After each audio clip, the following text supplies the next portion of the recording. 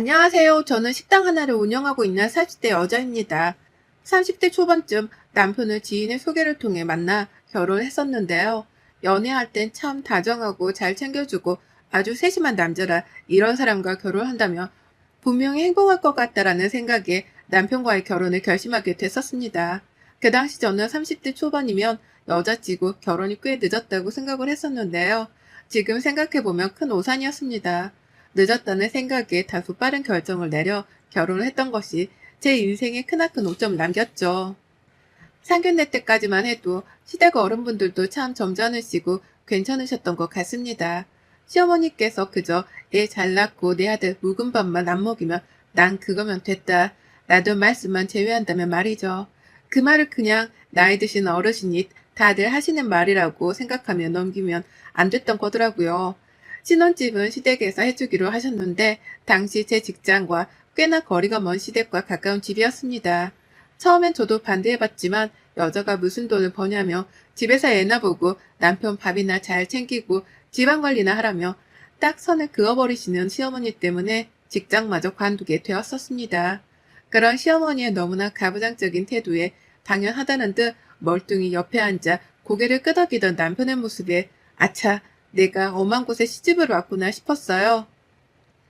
하지만 이미 결혼은 해버렸고 제 부모님께서도 제가 어서 결혼해 행복해하는 모습을 보길 원하셨기에 그래 이제 나는 이 집 사람이니 노력하면 시어머니도 날 이뻐해 주시겠지 라는 멍청한 생각을 했었죠. 시어머니는 요즘 세상에 이런 집 해주는 시댁이 어딨냐고 고마운 줄 알라 하셨고 저도 당연히 고맙다고 생각했지만 집을 해주는 대신 자주 드나들 것이라고 하셨습니다. 네, 신혼은 그냥 끝이라고 볼 수 있었죠. 뭐라고 말 좀 해보라고 남편을 찔러도 남편은 엄마 자주 오면 좋지 뭐 하더군요. 시댁에서 해주신 집에 들어간 첫날부터 지옥 시작이었습니다.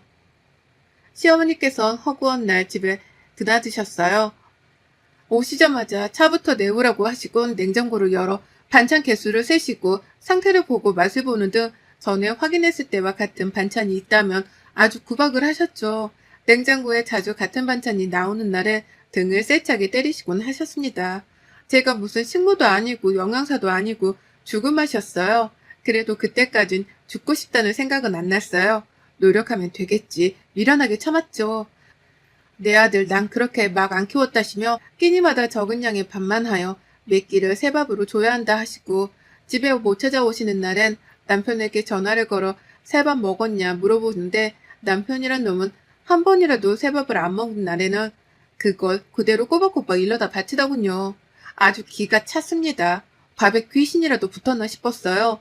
그 꼴을 보아하니 남편이랑 말도 섞기 싫을 정도였지만 둘이만 있을 땐 나름 다정히 굴어 미우나 고우나 남편인데 집안일이나 열심히 하며 견딜 때까지 견뎌보자 하였습니다. 진짜는 그게 아니었어요. 한 두 해쯤 지나 밥을 어느 정도 잘 챙겨주니 이제는 아이는 언제 들어서냐 들들볶기 시작하시더군요. 아이는 저 혼자 만드나요? 남편이랑 같이 노력해도 생기질 않는걸요. 어머니, 때가 되면 생길 거예요 해도 너한테 문제가 있느니 안 들어서는 게 아니냐? 씨가 좋으면 무얼 하냐? 밭이 안 좋으니 되는 일이 없지. 애가 생겨야 할 거 아니냐? 내가 주는 약은 잘 챙겨 먹고 있는 게냐? 하며 아주 말도 안 되는 소리를 하시더라고요. 날이면 날마다 예예예 거리시니 이게 바로 미치는 건가 싶었습니다. 명절이면 늘 형님도 계신데 제가 거의 모든 일을 도맡아 해왔었습니다. 형님은 아들을 둘이나 얻어 임신했을 때면 임신해서 일을 못한다. 애 낳은 후엔 애를 낳아서 몸이 안 좋다는 말로 늘 저만 일을 해왔었습니다. 그땐 저도 그래, 그럴 수 있지 싶었지만 형님만 챙겨주시고 차별하시는 시어머니가 너무나 미웠습니다. 가만히 있으면 밉지는 않지. 아들 낳은 유세를 떨면서 대놓고 차별대우를 하시는 시어머니 곁에 앉아 저를 살살 비꼬는 형님은 더더욱 미웠습니다. 형님과 저 둘만 있을 때는 나는 아이를 두 번이나 낳아서 여기저기 관절이 좋은 곳이 없어. 아휴, 얘 안 낳은 몸이라 얼마나 좋아요. 아주 그냥 따라다니겠네. 난 몸이 너무 안 좋아서 쉬어야 해요. 앞으로도 동생은 애 낳지 말어. 이게 욕인지 비꼬는 건지 눈웃음을 살살 치면서 건장해 보이는 팔뚝으로 절 툭툭 치며 저딴 말을 하는데 내가 왜 이런 취급을 받고 있어야 하나 가슴이 시큰거려 죽을 것만 같았습니다. 임신을 못하는 게 죄인가? 그런 시어머니와 형님의 모습을 보고도 말 한마디 않고 웃으며 사과나 처먹는 남편을 죽이고 싶었죠. 한 번은 시아주버님 댁에 다들 모여 밥을 먹는데 그날도 밥은 제가 다 했습니다. 근데 식탁이 좁아 자리 부족했고 제가 앉으려고 하니 시어머니께서 너는 어디 갔냐며 자리가 없으니 우리가 다 먹고 이따 먹으라고 하시더군요. 그날 정말로 전 깨달았습니다. 저는 그 집안에서 며느리가 아닌 그저 부엌대기 취급을 받는다는 걸요. 그동안 알고 있었지만 부정하고 싶었습니다. 하지만 그날은 도저히 참을 수가 없었습니다. 죽고 싶었어요. 내 편 한 번 들어주지 않는 남편과 아기가 쉽게 생기는 것이 이상한 게 아닌가요? 매일 그렇게 구박을 하고 스트레스를 주는데 생기는 게 희한한 일이죠. 저는 더는 못 참을 것 같아 그날 시어머니께 처음으로 큰 소리를 내며 말했습니다. 전 몸에 이상 없고 이렇게 구박 주시고 형님이랑 차별하는 거 더는 못 참겠습니다. 어머니, 정 못 믿으시겠으면 제가 불임검사 해오겠습니다. 시어머니는 내가 언제 차별을 했냐며 그럼 아들 낳고 몸 안 좋은 째가 밥 차리리? 배도 얘가 더 고플 거 아니냐시며 저를 무슨 이기적인 여자마냥 말씀하셨고 그래 어디 한번 검사해오라며 문제 있다면 내가 그동안 참아왔는데 너 우리 아들이랑 살게 안 둘 거야. 알아? 협박을 하시더군요. 결혼 후에 내 시어머니의 기준에 들기 위해 노력해왔던 저는 그 말에 완전히 학을 떼었고 저는 남편을 설득해 같이 불임검사를 받았어요. 남편은 내가 왜 불임검사를 받아야 하냐며 본인은 문제없을 거라고 딱 잡아떼는데 전 한 가지 의심 가는 게 있었습니다. 결혼 전 남편이 시아주버님과 함께 아주 열심히 운동을 해서 보디빌더처럼 근육을 키웠었는데 굉장히 단기간에 근육을 키워서 혹시 남편이 당시 꽤나 말이 많았던 성기능 저하 부작용이 있지만 근육을 빠르게 키워주는 스테로이드 약을 맞았던 게 아닐까라는 생각이 있었습니다. 그 이야기를 건네보니 남편은 그 약에 대한 부작용을 약을 맞은 후에 알아 모르고 맞았다 하며 그렇지만 형도 같이 맞았는데 형네는 애를 둘이나 낳았고 그러므로 본인한테도 문제가 없을 것이라고 말했어요. 하지만 그걸 어찌하나요? 시아주부님은 운 좋게 부작용이 생기지 않을 것도 있는데 전 분명히 제게 문제가 없을 것이라고 확신했습니다. 그리고 결과적으로 남편은 불임이 맞았습니다. 전 모두 정상으로 나왔고요. 그렇게 스트레스를 많이 받으며 살아왔는데 문제가 없다는 것에 참 안도를 했습니다. 다만 당시 30대 후반이라 더 늦는다며 자연임신은 힘들다는 이야기를 들었죠. 시어머니께선 본인 아들이 불임이라니 아주 쓰러져 난리를 치셨습니다. 너가 왜 불임이냐? 나는 너를 그렇게 낳지 않았다. 몸도 멀쩡한 녀석이 왜 불임이야? 네 형은 멀쩡한데 대체 이게 무슨 일이야? 고래고래 소리를 지르시니 남편이 버럭 소리를 지르곤 시아 아주버님과 같이 아나볼릭 스테로이드를 맞았다는 이야기를 하며 왜 나만 불임이냐? 검사가 잘못된 것 같아 검사를 다시 해보겠다고 화를 냈었습니다. 이상했죠. 약은 같이 맞았는데 왜 시아주머님은 멀쩡한 건지 전 그 말에 얼굴이 시퍼래지는 형님의 얼굴을 보았습니다. 무언가 있다 싶었죠. 전 곧바로 나서서 그러면 시아 아주버님과 남편이 함께 같이 검사를 받아보는 건 어떨까요? 이야기를 꺼내니 시부모님의 얼굴이 무섭게 달라졌습니다. 말이 끝나기가 무섭게 형님이 갑자기 소리를 지르더라고요. 아니요. 우리 남편은 아무 문제 없는데 왜 검사를 받아야 해요? 서방님만 검사 다시 하면 됐지. 왜 굳이 해야 해요? 애가 하나도 아니고 둘이나 있는데? 뭔가 이상했습니다.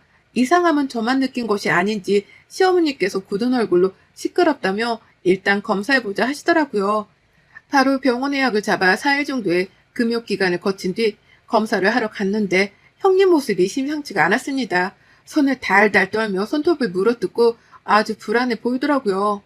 시어머니는 평소에 기차와또 삶아먹은 것 마냥 큰 목소리로 말이 많으시던 분이 도끼 어린 눈빛으로 조용하셨습니다. 폭풍 전혀가 따로 없었죠. 병원에서는 처음에 남편은 2차까지 검사가 확실하니 또 하실 필요가 없다고 했고 여기서 안 해주면 다른 병원에 가서라도 다시 검사받을 것이라고 하니 그러시라며 다른 병원에 가도 똑같을 거라고 말하더라고요. 그래서 남편은 검사를 하지 않고 시아 아주버님만 받게 됐는데 제가 다 떨리더군요. 만약 시아 아주버님이 불임이 맞다면 형님의 아들 둘은 대체 시아 아주버님은 당연히 본인이 정상일 것이라고 일말의 의심조차 하지 않으시더군요. 형님이 떠는 모습을 보곤 왜 그러냐며 토닥이기까지 하였습니다. 결과는 조금은 예상했지만 충격적이었습니다.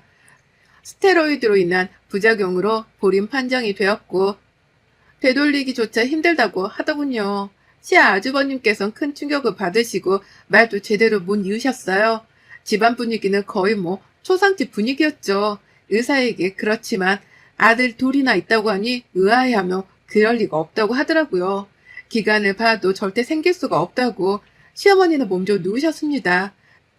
그나마 진정하신 시아버지께서 형님에게 이게 어떻게 된 일이냐 물으니 형님은 그저 울기만 하더군요. 형님이 우는 모습을 보고 시어머니가 벌떡 일어나 머리채를 잡고 울고 아주 난리였습니다. 형님은 머리가 다 뜯기고 얼굴이 다 핥히어져 피가 나는데도 그저 죄인처럼 울고만 앉아있더라고요. 시아 아주버님은 말없이 나가 남편이 한참을 찾으러 다녔지만 못 찾고 집으로 돌아왔었죠. 형님은 집에서 쫓겨났습니다. 알몸바람으로 안 내쫓은 걸 다행으로 여기라며 정말 옷까지만 챙겨주곤 아이들과 함께 내보냈고 아이들은 당연히 영문도 모른 채 울며 내쫓겼죠. 참 독한 여자예요. 그래도 태어났을 때부터 그렇게 금이야 오기야 애지중지하며 애들에게 사랑을 줬는데 본인 피 안 섞인 걸 알자마자 저리 매정하게 내쫓으니 사람이 맞나 싶었습니다. 그리고 저는 당연히 이혼을 생각하고 있었습니다. 이 말도 안 되는 집안에서 더는 살고 싶지 않았고 남편은 불임인데 아이를 원하시는 친정 부모님께도 불효였어요. 그런데 시어머니께서 하시는 말씀이 아주 가관이더라고요. 내 아들이 원래는 씨가 있었는데 사라진 것뿐이니 그래도 이미 결혼한 거와 함께 해야 하지 않겠니? 너가 그동안 고생이 많았지? 미안하다. 그 썩을 년이 우리 집안을 가지고 놀았어. 죽어도 시원찮은데 그냥 내쫓아 마음이 걸리는구나. 인상이 절로 찌푸려지더군요. 형님이 말도 안 되는 짓을 한 건 알지만 시어머니도 그에 걸맞는 말도 안 되는 행동을 많이 하셨기에 제 눈에 똑같아 보였어요. 저는 예전 시어머니께 하셨던 말씀을 돌려드리며 말했죠. 어머니, 저는 멀쩡한 밭이라 씨 없는 사람이랑은 못 살아요. 저희 부모님께서도 아이를 원하시고 이럴 줄 알았으면 애초에 신랑이랑 결혼도 안 했을 거예요. 애 없이 살 바에 제가 이 집에 있을 이유가 있나요? 이혼에 혼자 사는 게 낫지요. 눈을 부릅뜨며 절 노려보시는데 그래도 꿋꿋이 말했습니다. 제가 그동안 받았던 수모에 비하면 아무것도 아니었죠. 근데 시어머니는 그 말에 정말 제 귀를 의심할 만큼 끔찍한 제안을 제게 하셨습니다. 옆에서 듣던 남편과 시아버지께서도 크게 놀라실 만큼 기상천외한 소리를 하셔서 저 여자는 끝도 없이 바닥을 보여주는구나 싶었죠. 천성이 그리 역겨운 사람인 듯 하였습니다. 시어머니는 시험관 시술 이야기를 하며 네 시아버지 씨로 시험관 시술 받으면 되지 않겠냐? 무엇이 다르냐? 그리하여도 다 괜찮다. 얘는 그렇게 가지면 되지. 정말 미친 여자였어요. 저런 여자한테 며느리로서 사랑 한번 받아보겠다고 그렇게 발버둥을 치며 몇 년을 노력한 일들이 머릿속을 스쳐가며 입이 딱 벌어질 뿐 말이 안 나오더라고요. 검사 결과를 받고 말을 못하시는 시아주버님의 마음이 조금이나마 이해가 갔습니다. 그 말을 들은 시아버님도 크게 당황을 하시며 저 옆에 나가 손자 둘이 잃고 며느리까지로 제정신이 아니라고 나중에 다시 얘기하자시며 시어머니를 방으로 끌고 가시고 저희는 우선 집에 가라고 하시더라고요. 멍 때리는 남편을 지나쳐 집으로 향했습니다. 제가 나가는 소리를 듣고 그제서야 따라오더군요. 집에 도착하자마자 저는 남편에게 통보했습니다. 당신도 방금 보고 들었다시피 당신 어머니 정말 제정신 아니야. 나 당신 집안이랑 더는 엮이기 싫어. 너무 끔찍해. 이만큼 했으면 됐어. 나는 당신이 양심이 있으면 날 놔줄 거라고 생각해. 이만 이혼하자. 닭똥 같은 눈물을 뚝뚝 흘리더라고요. 조금은 동정심이 생길만도 한데 동정심은커녕 역겹더라고요. 시어머니의 얼굴과 겹쳐 보여서요. 그대로 짐을 전부 싸고 나와 친정집으로 갔고 제게 미리 이야기를 어느 정도 전해 들으셨던 부모님은 눈물을 흘리시며 그동안 참 고생 많았다고 절 토닥여 주셨습니다. 부모님께서 혹여 많이 놀라실까 전 시모가 했던 시험관 시술 얘기는 일체 하지 않았고 남편이 불임인 것만 전해 듣고 시어머니가 구박을 좀 하신 걸로만 알고 계셨습니다. 그리고 저희 부모님께서는 식당을 하나 운영하고 계셨는데 동네에서 오래 장사를 하시어 단골 손님도 많고 장사가 어느 정도 되는 편이었습니다. 그 식당을 부모님께서는 원래 제 남동생에게 이어받게 하려 하셨는데 제가 이런 일로 이혼을 하고 집에 들어오니 그럼 이 식당은 네가 한번 해보라며 말을 건네셨고 저는 남동생이 하려 했던 식당을 한순간에 빼앗고 싶진 않아 동생과 함께 일해보겠다고 하였습니다. 전 회사를 다닐 때도 마케팅 관련 부서에 있었기 때문에 그쪽에는 자신이 있었고 주방은 남동생이 맡고 저는 카운터와 식당 관리를 맡게 되었습니다. 당시 저희 식당 주 손님층이 나이가 많으신 분들이었기 때문에 남녀노소 모두 올 수 있는 메뉴를 개발해 보고자 했고 며칠 밤낮을 시장 조사를 하며 남동생과 함께 메뉴 개발을 한 끝에 식당 문을 며칠간 닫아둔 후 식당에 새 인테리어를 하고 홍보까지 함께하여 꽤나 성공을 하게 되었습니다. 맛집으로 소문이나 먼 지역에서도 저희 식당을 찾아오실 만큼이요. 인테리어까지 새로 해 나름 근사해진 식당을 열심히 읽어가고 있을 때쯤 시아버지께서 가게를 찾아오셨더라고요. 가게 마감을 끝내고 집을 가려는데 문 앞에 서 계셨습니다. 아침에 오면 하루 종일 기분 나빠할 것 같고 중간에 오자니 손님도 계신데 민폐일 것 같아 이 시간에 찾아온 거라 하시며 잠시 이야기 좀 할 수 있냐 하셨습니다. 굉장히 얌전하게 하시는 말씀에 무슨 말씀을 하시려는 건가 드러나 보자 했고 전 시아버지께서 대뜸 고개를 숙이시는 거예요. 우리 집안 사람 때문에 그동안 고생 많았네. 자네 식당이 잘 돼서 참 다행이고 정말 미안했어요. 그러시더니 봉투 하나를 꺼내시더라고요. 척 봐도 꽤나 두꺼운 봉투였어요. 그걸 건네시면서 이거는 받아두고 내가 우리 아들이랑 다시 살아달라는 말은 절대 하지 않을 테니 딱 한 번만 만나 이야기만 해줬으면 합니다. 부탁이에요. 내가 아무리 힘들어해도 눈길 한번 주지 않았던 전 남편이 무슨 정이 남아있을 거라고 만나보길 원하는 건지 그깟 돈 안 받고 말지 전 심호를 쏙 빼닮은 전 남편의 얼굴 다시 마주하기는 죽기보다 싫었습니다. 당연히 전 매몰차게 거절하였고 다행히도 더는 권유를 하지 않고 돌아가시더라고요. 아주 지긋지긋했습니다. 겨우 바쁜 일 덕에 조금씩 잊어가며 살던 중인데 왜 또 찾아와 이러는지 두통이 와서 힘들었어요. 그날도 전 시댁 생각이 머리에서 떠나질 않아 겨우 잠에 들며 악몽까지 꾸고 다음날 가게 문을 열러 남동생과 함께 출근하는데 끔찍하게도 전 남편이 가게 앞에 서 있더라고요. 정말 뒤돌아서 가버리려는데 남동생이 잡았습니다. 누나, 지금 피하면 저 새끼 끝도 없이 찾아올 거야. 여기 우리 가게도 나도 같이 있으니까 여기서 끝내고 진짜로 치워버리자. 걱정하지 마. 누나, 내가 같이 있잖아. 남동생이 곁에 있으니 해코지는 안 하겠다는 생각에 조금은 안정을 찾고 갔습니다. 전 남편 얼굴이 말이 아니었습니다. 얼굴은 어둡다 못해 썩은 것 같던데 안 그래도 보기 싫은 얼굴 더 끔찍했습니다. 절 보더니 눈물을 줄줄 흘리면서 말하더군요. 조금 놀랐습니다. 전 시아주버님께서 그만 자살을 하셨다고 그 일로 전 시모는 거의 미쳐버렸고 집안 꼴이 지금 폐가 나 다름이 없다고 했습니다. 저와 남동생은 한동안 말을 잇지 못하다 제가 입을 먼저 열었습니다. 그래서 어쩌라고 나한테 말하는 것이냐. 난 더 이상 네 집안 사람도 아니고 내가 해줄 수 있는 것도 없다 하였더니 또 기가 차는 얘기를 하지 뭡니까. 형 장례를 치료해야 해서 바쁜데 아버지도 어머니도 제정신이 아니셔서 혼자 도저히 어찌해야 할지 모르겠으니 저보고 와서 집 청소라도 해달랍니다. 전 시부모 밥을 차리라고 하더군요. 정말 입이 떡 벌어지는 이야기라 전 남편 얼굴을 쳐다만 보고 있는데 남동생의 그 얘기를 듣고는 눈이 돌아 전 남편을 죽도록 팼습니다. 그것도 뚫린 입이라고 그런 개소리를 하냐며 동생이 입을 주먹으로 막 내리치는데 기운 없던 전 남편은 맞고만 있었고 이가 몇 개 나가는 모습을 보고서야 정신을 차린 저는 동생을 뜯어 말렸습니다. 네 손 아프게 때리지 말라고요.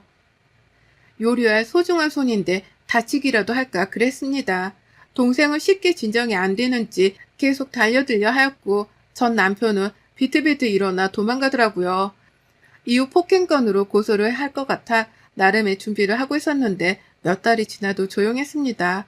요즘 건너 들은 이야기로는 시어머니는 치매인지 정신이 나간 건지 요양원으로 버려지듯 보내졌다고 했다더라고요. 다른 이야기는 듣지 못했습니다. 궁금하지도 않았고요. 저는 지금 정말 별일을 다 겪으며 고생 끝에 그 집에서 벗어나 동생과 함께 식당을 조금씩 넓혀가며 소소히 행복하게 지내고 있습니다.